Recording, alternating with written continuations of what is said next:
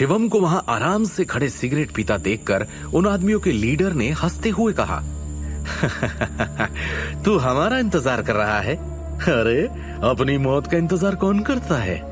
वो अब भी शिवम की तरफ आंखों में मौत लिए देख रहे थे। पानी में रहकर मगरमच्छ से वैर, तो जानता है किसके साथ पंगा लिया है तूने? सूट पहने हुए लीडर आदमी ने उपहास के साथ कहा, हाथ पैर तोड़ दो इसके, मैं इसे रेंगते हुए देखना चाहता हूं। उसने अपना हाथ लहराया और स्टील की छड़ लेकर आगे बढ़ा। सूट में मौजूद 4-5 अंगरक्षकों ने संकोच नहीं किया और हाथों में स्टील की छड़ लिए शिवम की ओर दौड़ पड़े। ये आदमी साधारण नहीं थे, सभी उच्च गुणवत्ता वाले पेशेवर अंगरक्षक थे। शिवम ने बिना किसी भाव के अपने हाथ की सिगरेट बुझा दी। उसके बाद वो उनसे भी ज्यादा फुर्ती से उनकी तरफ दौड़ा, जैसे शिकारी की ओर दौड़ता एक भयंकर बाघ। उसके चारों ओर हवा की आवाजें आ रही थी। गली से घूंसे और लात मारने की आवाजें सुनी जा सकती थी। चंद सेकंड में चीख पुकार की आवाजें भी गली में गूंजने लगी। शिवम ने एक ठोस स्टील की छड़ को प्लास्टिक की तरह तोड़ दिया। टूटी हुई छड़ उसने सूट में बैठे व्यक्तियों की पसलियों पे जा फेंक मारी।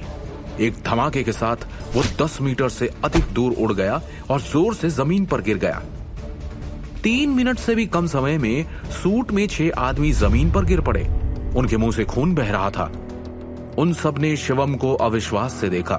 वो शिवम को छू तक भी नहीं पाए थे और उसने इतनी ही देर में उन सबको एक साथ पटक पटक के इतना मारा कि उन्हें खून की उल्टियां हो गई। तुम इस तरीके से कैसे लड़ सकते हो? उनके लीडर ने अपनी टूटी हुई पसलियों को दोनों हाथों से पकड़ लिया और दर्द से पूछा। ये आदमी स्पेशल फोर्स से था, यहां तक कि उसने आतंकवादियों को पकड़ने के ऑपरेशन में व्यक्तिगत रूप से भाग भी लिया था। उसके युद्ध कौशल निश्चित रूप से मजबूत थे और वो सभी प्रकार की हाथों की और बंदूक की लड़ाई की तकनीकों में कुशल था।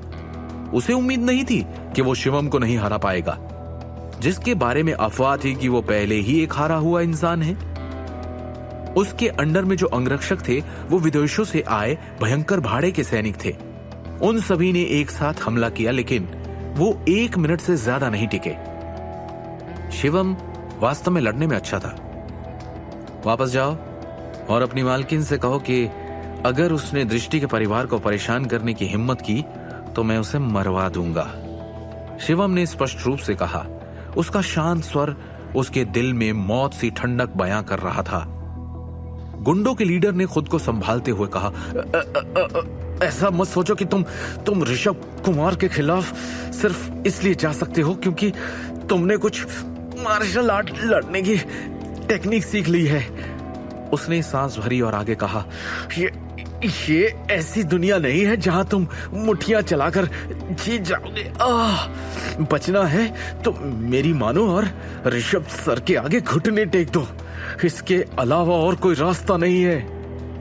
ये सुनकर शिवम आगे बढ़ा और एक धमाके के साथ उस आदमी के सर पर कदम रख दिया। उसने अपने जूतों के तलवों के नीचे उसका सर को दबा दिया। तुम्हारी हिम्मत कैसे हुई? उस आदमी ने नफरत से धमकी दी। शिवम ने उसे एक झन्नाटेदार थप्पड़ जड़ दिया। उस आदमी को खून की उल्टी हो गई। क्यों? ऐसा क्या है? कौन है कुमार परिवार? शिवम ने उस व्यक्ति को एक लात मारी। उसका शरीर जमीन से कुछ मीटर दूर खिसक गया। तुम नहीं जानते, ऋषभ कुमार का गुस्सा तुम्हें तबाह कर देगा। जैसे ही वो बोल रहा था, सूट पहने सभी गुंडे उठे और काले रंग की मर्सिडीज बेंज की ओर लपके। ठीक इसी समय एक शानदार लाल बुगाटी वेरॉन गली में घुस आई। काले रंग का कोट पहने 2 युवक कार से उतरे और जोरदार मारपीट और हिंसा के इरादे से आगे बढ़े। उन्होंने ऋषभ कुमार के भेजे गए अंगरक्षक को फिर से जमीन पर पटक दिया। वो डर से चिल्लाए। जाहिर है काले कोट वाले ये 2 आदमी अंगरक्षकों से कहीं ज्यादा ताकतवर थे। इस गली से 1 मिनट में गायब हो जाओ, एक काले कोट वाले ने ठंडे भाव से कहा। सूट में अंगरक्षकों का समूह आश्वस्त नहीं था। वो आनन फानन में कार में सवार हुए और एंटीक स्ट्रीट से बाहर निकल गए। मिस्टर शिवम, आपको इन छछूंदरों ने चोट तो नहीं पहुंचाई? काले कोट वाले आदमी ने पूछा। शिवम थोड़ा झुंझलाया और दूर से 12 करोड़ से अधिक की लाल बुगाटी को देखा। ऐसा लग रहा था जैसे कार की पिछली सीट पर कोई बैठा हो। उसने तो एंटीक स्ट्रीट पर किसी के आने की व्यवस्था नहीं की। काले कोट में ये 2 आदमी स्पष्ट रूप से साधारण अंगरक्षक नहीं थे। उनके युद्ध कौशल सभी शीर्ष पर थे। शिवम बता सकता था कि ये सभी निर्दयी लोग थे जिन्होंने खून देखा था। साफ शब्दों में कहा जाए तो ये वो हत्यारे थे जो पूरे वर्ष विदेशों में घूमते रहते हैं। काले कोट वाला आदमी सर से पांव तक शिवम का निरीक्षण कर रहा था। वो थोड़ा हैरान था। उसने कहा, मुझे उम्मीद नहीं थी कि मिस्टर शिवम एक मार्शल आर्टिस्ट होंगे। इन अंगरक्षकों को विशेषज्ञ माना जा सकता है, पर उनमें से कोई भी मिस्टर शिवम को चोट नहीं पहुंचा सका। वो रुक गया और दूसरे काले कोट वाले आदमी ने इशारा करने के लिए हाथ उठाया। तभी पहले वाले ने गंभीरता से कहा, मिस्टर शिवम, मिस शीतल कुमार आपको आने के लिए आमंत्रित करती हैं। शिवम ने पूछा, किसके आदमी हो तुम लोग? चिंता मत कीजिए मिस्टर शिवम, हमारा कोई गलत इरादा नहीं है। हम आपकी रक्षा के लिए यहाँ आए हैं। मिस शीतल आपकी बहुत सराहना करती हैं। जब आप वहां जाएंगे तो आपको पता चल जाएगा कि वो कौन है। मुझे कोई दिलचस्पी नहीं है, शिवम ने कहा और जाने के लिए मुड़ा। काले कोट वाले दोनों आदमियों ने मुंह फेर लिया। उन्होंने एक दूसरे को देखा और जल्दी से शिवम का रास्ता रोकने लगे। मिस्टर शिवम, कृपया हमारे लिए चीजों को मुश्किल ना बनाए। सच में? शिवम ने पूछा। तुम्हारे परिवार की मिस कुमार अपने सम्मानित मेहमानों को इस तरीके से आमंत्रित करती हैं? शायद आप आसानी से आना नहीं चाहते। हाँ? काले कोट वाले दोनों आदमियों के चेहरे पर ठंडे भाव थे और उन्होंने शिवम को अपनी आंखों में एक खतरनाक नजर से देखा। शिवम ने उपहास किया। उसने उन दोनों की तरफ देखा भी नहीं। इसके बजाय उसकी नजर दूर खड़ी लाल बुगाटी वेरॉन पर केंद्रित थी। अगर अपने कपड़ों की साइड पॉकेट को फिर से छूने की हिम्मत की, ये बोलते हुए शिवम ने उन दोनों की ओर देखा। अगर अपनी बंदूकें दिखाने की हिम्मत की तो मैं वादा करता हूं तुम दोनों 10 सेकंड से ज्यादा जिंदा नहीं रहोगे। काले कोट वाले दोनों आदमी ऐसे चौंक गए जैसे उन्हें बिजली का झटका लगा हो। उनके हाथ उनके कपड़ों के बगल की पॉकेट में बंदूकों पर थे, लेकिन उन्होंने हिलने डुलने की हिम्मत नहीं की। शिवम ने कैसे देखा? उसकी नजर तो यहां थी ही नहीं। ऐसा लग रहा था जैसे शांत होकर भी शिवम ने उन दोनों पर बहुत बड़ा मनोवैज्ञानिक दबाव डाला। 2 निर्दयी हत्यारे फिर भी उसके आगे सहम गए। ऐसा लग रहा था वो किसी इंसान का नहीं, शैतान का सामना कर रहे हों। तुम दोनों पीछे हटो, मिस्टर शिवम से मैं खुद बात करूंगी। एक महिला की खनकती हुई सुंदर आवाज सुनाई दी। शानदार लाल एलवी सूट पहने एक महिला बुगाटी वेरॉन से नीचे आई। उसका फिगर पतला और आकर्षक था। वो इतने इत्मीनान से चल रही थी, उसकी चाल उसके आकर्षण में 4 चांद लगा रही थी। ये कहा जा सकता था कि वो एक अद्वितीय सौंदर्या थी। जब तक वो चलकर शिवम के पास आ रही थी, उसने उसका ऊपर से नीचे तक निरीक्षण किया। उसके बाल लंबे और काले थे, त्वचा बर्फ सी सफेद और कोमल थी। उसका रूप असाधारण और बेजोड़ था। वो काफी आकर्षक थी। ऐसा आकर्षण देखकर शायद ही कोई होगा जो मुग्ध नहीं होगा। पर इस नैसर्गिक सुंदरता के साथ साथ उसके व्यक्तित्व में वो गरिमा और आभा थी कि दूसरे उसकी आंखों में आंखें डालकर बात करने की हिम्मत नहीं कर सकते थे। वो एक साधारण महिला नहीं थी। मिस्टर शिवम गांधी, हाय, मैं मिस शीतल कुमार, शीतल ने मुस्कुराकर कहा। उसकी बात करने की शैली और मुस्कान आकर्षक और दिल को छू लेने वाली थी। शीतल कुमार। शिवम को कुछ याद आया। अगर मुझे ठीक से याद है तो आप भी कुमार परिवार के सदस्य हैं। दिल्ली शहर में शीतल कुमार का नाम काफी मशहूर था। उसके बारे में लगभग सभी लोग जानते थे। कुमार परिवार की प्यारी बेटी उसके दादाजी की काफी लाडली थी। 2 साल पहले शीतल भी दृष्टि की तरह ही थी और दिल्ली की 3 महान सुंदरियों में से एक रूप में प्रतिष्ठित थी। मिस्टर शिवम, लगता है आपने मेरा नाम पहले सुन रखा है, हाँ? शीतल ने मुस्कुराकर कहा। उसने आंखें झपकी और उसने अपना आकर्षण दिखाया। मैंने सोचा था कि तुम केवल एंटीक के मामले में ही अच्छे थे। मुझे उम्मीद नहीं थी कि तुम मार्शल आर्ट की भी एक्सपर्ट निकलोगे। तो मुझे क्यों ढूंढ रही हो? शिवम ने शांति से पूछा। शीतल ने कहा, वेल मिस्टर शिवम, आपने मेरी आज की योजना बर्बाद कर दी। आपको क्या लगता है मैं आपको क्यों मिलना चाहती हूँ? किस बारे में बात करना चाहती हूँ आपसे? शिवम ने कुछ देर सोचा, फिर मुस्कुराकर उससे पूछा, अमरेंद्र साहब, वो साहब सर तुम्हारे लिए काम करते हैं? होशियार हो। शीतल ने गर्व से कहा, वो दरअसल मूल रूप से एक जाल था जिसे मैंने अपने बेवकूफ चचेरे भाई को चारा डालने के लिए बिछाया था। शीतल ने आह भरने का नाटक किया और कहा, मैं दरअसल हमारे दादाजी के जन्मदिन का इंतजार कर रही थी। जब ऋषभ उन्हें वो पोर्सिलीन की बॉटल्स का जोड़ा गिफ्ट में देता, मैं भांडा फोड़ देती कि वो नकली है।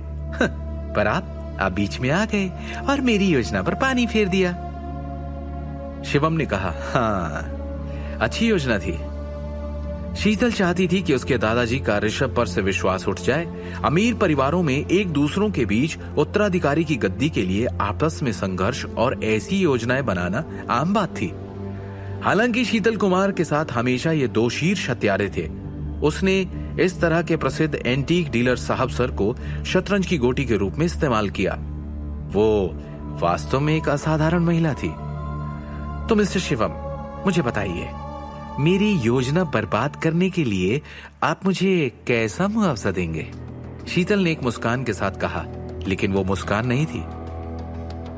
देखो, तुम्हारे परिवार के निजी मामलों से मेरा कोई लेना देना नहीं है, शिवम ने कहा।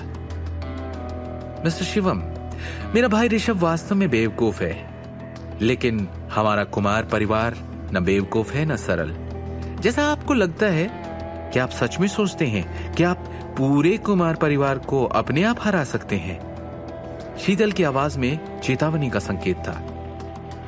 क्या आपको लगता है ऋषभ आपको इतनी आसानी से जाने देगा? शीतल ने धीरे से कहा। उसका स्वर बहुत गरिमापूर्ण था। मिस्टर शिवम, मैंने अपनी आंखों से धरोहर हाउस में जो हुआ वो सब देखा है। आपका संग्रह कौशल बहुत अच्छा है। मैं आपको अपने लिए काम करने का मौका दूंगी। फिर ऋषभ सामने आएगा तो आपको उससे डरने की जरूरत नहीं होगी। शिवम को दिलचस्पी हो गई और उसने पूछा, तुम्हें इतना विश्वास क्यों है कि मैं तुम्हारे लिए कुछ करूंगा? मना कर सकते हैं आप? शीतल ने पूछा। फिर वो हंसी। उसकी राय में शिवम के लिए ये एक शानदार अवसर था। अगर उसने शीतल की मदद नहीं की तो वो ऋषभ के खिलाफ कैसे लड़ सकता था? ऋषभ चाहे कितना भी मूर्ख क्यों ना हो, वो अमीर और शक्तिशाली था। शिवम सिर्फ मार्शल आर्ट्स और एंटीक के कौशल के बल पर क्या कर लेता? मुझे कोई दिलचस्पी नहीं है। मिस्टर शिवम, ऋषभ आपसे बदला लेना चाहता है। क्या आपको बिल्कुल भी फिक्र नहीं है? शीतल ने झुंझलाहट के साथ पूछा। शिवम मुस्कुराया, पर उसने कुछ नहीं कहा।